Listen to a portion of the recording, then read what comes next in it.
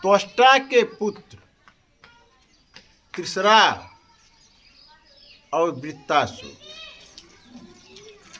देवताओं से जब लड़ाई हुई तो वृत्तासुर देवताओं को हरा करके इंद्र का राज सिंहासन ले लिया। देवता लोग हार गए। वृत्तासुर जो है राज सिंहासन पर बैठ गया। अब ये सभी देवता भाग करके भगवान विष्णु के यहाँ आए और उनसे कहे, हे प्रभु, त्वष्टा का पुत्र वृत्तासुर मेरे राज्य को ले लिया, अब हम लोग क्या करें? भगवान विष्णु ने कहा, तुम लोग चले जाओ ऋषि दधीच के यहाँ।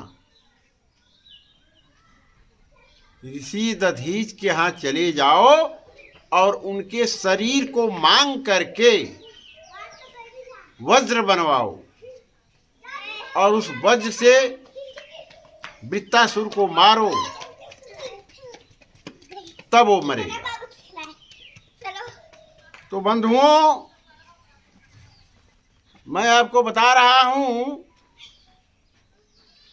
कि वृत्तासुर जब बहुत तंग कर दिया, तब जो है ये सभी देवता भगवान विष्णु के यहाँ जा करके प्रार्थना किए और भगवान विष्णु उन्हें राजा ऋषि दधीच के यहाँ भेज दिए। महर्षि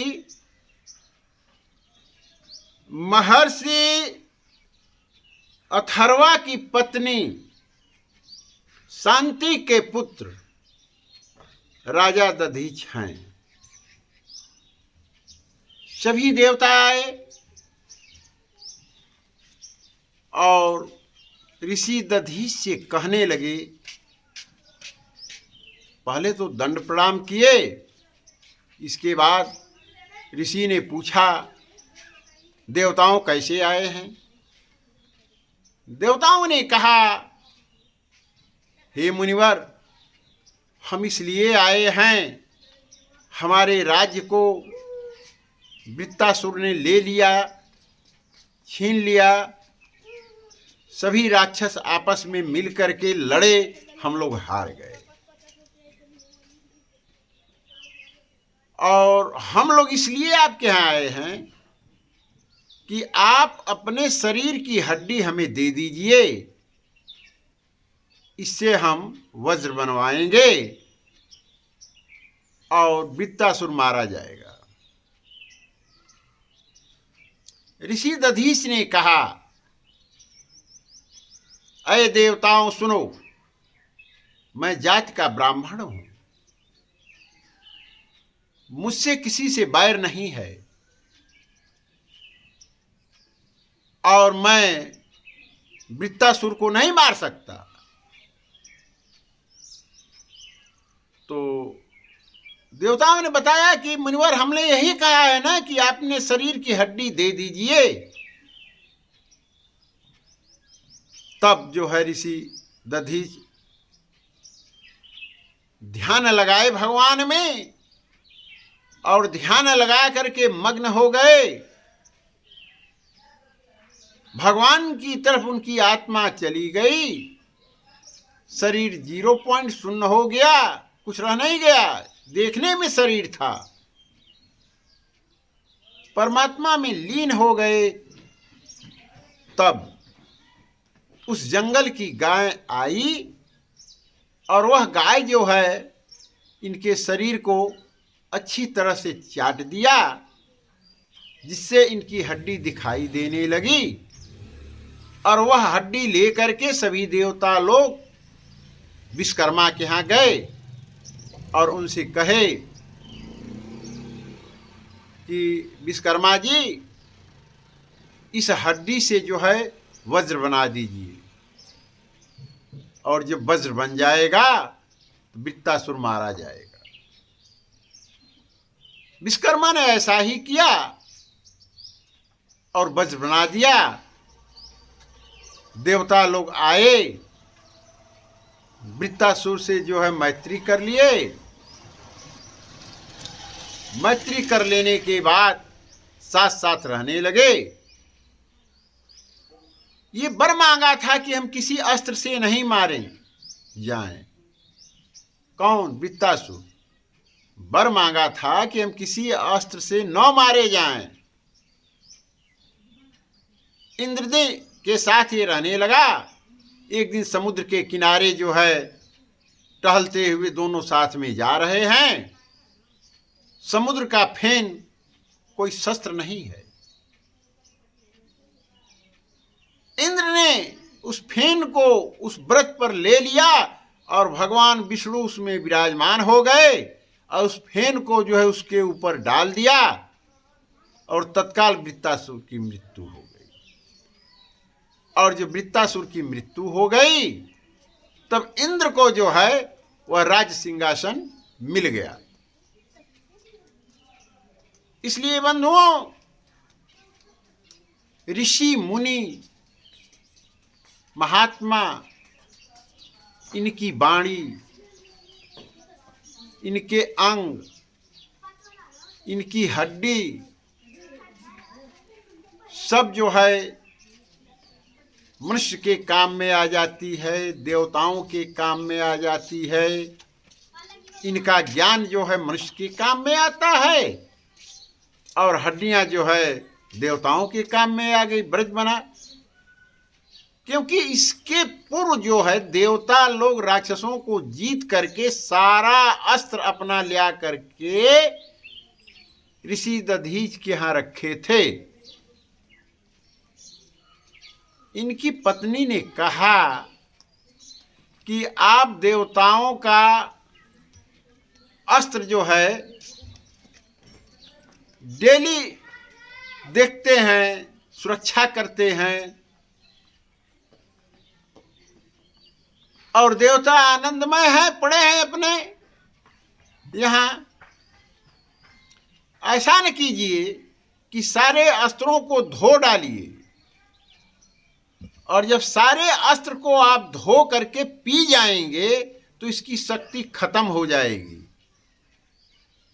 और जब शक्ति खत्म हो जाएगी राक्षस आएंगे, इस अस्त्रों को ले जाएंगे, कुछ काम में आएगा नहीं। ऐसा ही ऋषि दधीच ने किया था। इस कारण उनके शरीर से वज्र बना। सारे शस्त्रों का अंश इनके शरीर में विराजमान है। इसलिए सभी देवता विष्णु के यहाँ गए थे और भगवान विष्णु ने इन्हें बताया था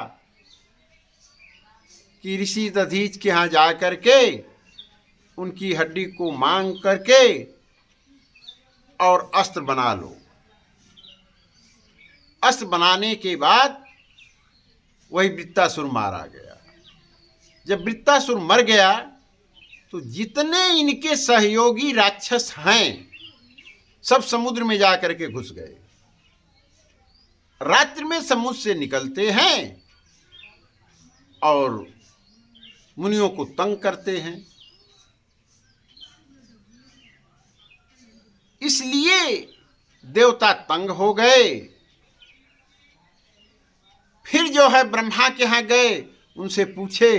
ब्रह्मा ने कहा कि वृत्तासुर के मर जाने के बाद सभी राक्षस समुद्र में समा गए हैं और जब तक मारे नहीं जाएंगे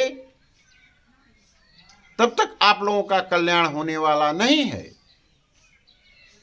इसलिए आप कोई ऐसा उपाय कीजिए जिससे समुद्र सूख जाए। चले जाइए भगवान विष्णु के यहाँ, वही आपकी मदद करेंगे। फिर भगवान विष्णु के यहाँ आए सभी देवता, उनसे कहे। भगवान विष्णु ने कहा, अय देवताओं, तुम ऋषि अगस्त के यहाँ जाओ, उनसे प्रार्थना करो, वही समर्थ हैं समुद्र को सुखाने के लिए। सभी देवता जो है ऋषि अगस्त के यहाँ गए। ऋषि अगस्त ने पूछा, कहिए कैसे आए हैं आप लोग? देवताओं ने कहा, हे मुनि, हम इसलिए आए हैं कि वृत्तासुर के मार देने के बाद उसके जितने सहयोगी राक्षस हैं समुद्र में समा जाते हैं और रात्रि में निकल करके ऋषियों को तंग करते हैं, उनका वध करते हैं। ऐसा करें कि समुद्र को सोख जाए और उसमें जितने राक्षस पड़े हैं हम लोग उसे मार देंगे। ऋषि अगस्त ने कहा, ठीक है, ऐसा ही होगा। और वो गए, समुद्र का जल अंजलि में उठाए और कहे, ऐ संसार के मालिक प्रभु, कण कण में बसने वाले, मैं संसार के हित के लिए इस समुद्र का जल शोषण करता हूं, पीता हूं, जिससे संसार का कल्याण हो जाए, क्योंकि इसके अंदर राक्षस रहते हैं। मैं जल जब पी लूंगा तो सब राक्षस मारे जाएंगे। जब ही ऐसे उन्होंने कहा, अंजलि में जल लेकर के पीना शुरू किया, पूरी समुद्र का जल सूख गया और ये सभी जितने देवता हैं समयानुसार राक्षसों का वध कर दिया। तो इस विश्व में मात्र एक ही प्रभु हैं, ब्रह्म रूप से व्याप्त हैं, और उनका भजन करके मनुष्य मुक्त हो जाता है, मोक्ष को प्राप्त हो जाता है। बंधु, मुक्ति का मंत्र मैं आपको बताता हूं, जिससे मुक्त हो जाए, मोक्ष हो जाए। वह मंत्र है, ओम नमो भगवते वासुदेवाय, ओम नमो भगवते वासुदेवाय। इस मंत्र को द्वादश मंत्र कहा जाता है। इसी से मनुष्य की मुक्ति होती है। इसलिए बंधुओं, कथा को ध्यान में रखते हुए भगवान की भक्ति करो, क्योंकि यह मनुष्य शरीर बड़े ही भाग्य से मिल गया भगवान की भक्ति के लिए। बोलिए राजा रामचंद्र की जय।